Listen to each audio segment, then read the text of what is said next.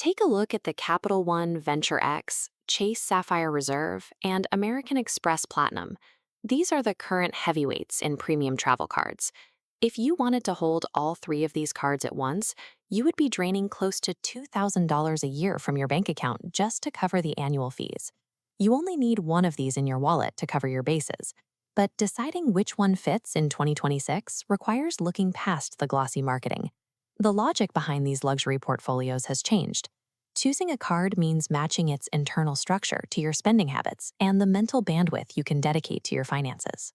The luxury card market has fractured into two entirely opposing strategies: the coupon book approach and the set it and forget it approach. A coupon book card relies on you doing a lot of homework. You have to track dozens of fragmented, rotating credits to secure your value, but the ceiling for luxury and return on investment is massive. The Set It and Forget It card strips all of that away.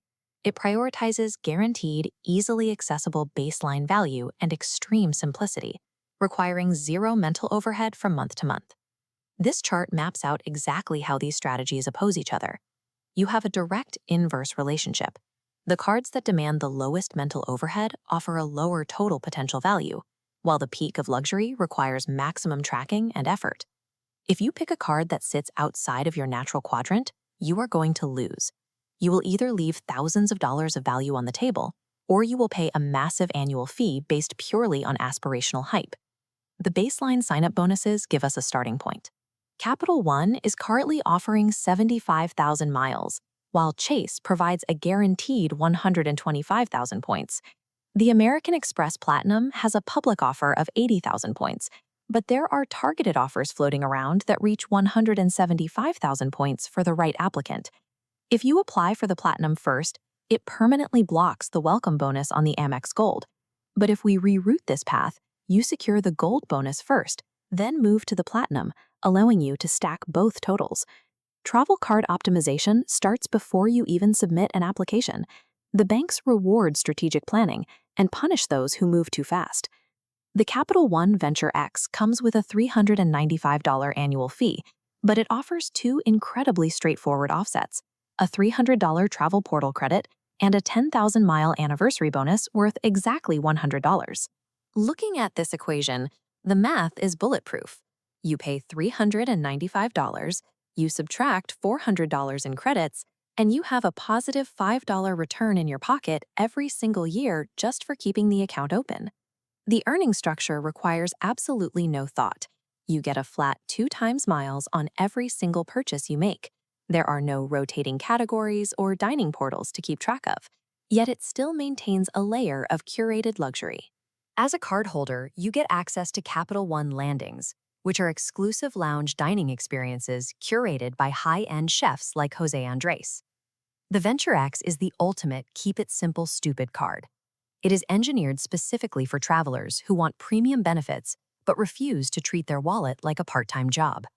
On the other end of the spectrum, the Chase Sapphire Reserve asks for a hefty $795 annual fee. To offset it, they offer theoretical perks like a $300 dining credit and a $300 DoorDash credit. This funnel graphic shows the reality. The dining credit only applies to restrictive reserved tables, leaving exactly 8 restaurants. The DoorDash credit similarly fractures into tiny monthly allowances, forcing you to split orders to get your money back. Now, if you are a heavy organic spender, putting $75,000 a year on this card, you can secure specific perks like elite status on airline partners like Southwest. But for the average user, this card relies entirely on breakage. Chase intentionally designs restrictive, high-friction credits, fully expecting you to forget them or fail to use them, which drives the true cost of the card far higher than advertised. The American Express Platinum has the highest barrier to entry, demanding a massive $895 upfront fee. Offsetting that fee requires treating the card like a ledger. You have to manage a quarterly Resi dining allowance, monthly Uber cash deposits, and strict stipends at retailers like Lululemon and Saks. This stacking chart proves the math for the maximizer. If you fully optimize these specific credits, the total value rapidly towers over that $895 line, returning $1,200 to $1,800 and completely wiping out the fee. And the card maintains the most expansive lounge footprint in the industry.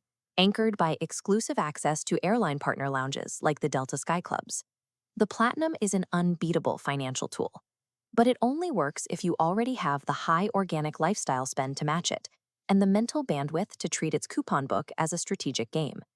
Choosing a winner comes down to an honest assessment of your lifestyle. You are choosing between extracting maximum value or enjoying zero stress. Based on the current landscape, skip the Chase Sapphire Reserve. Its reliance on high-friction breakage and heavily restrictive tables makes it far too difficult to justify the upfront cost.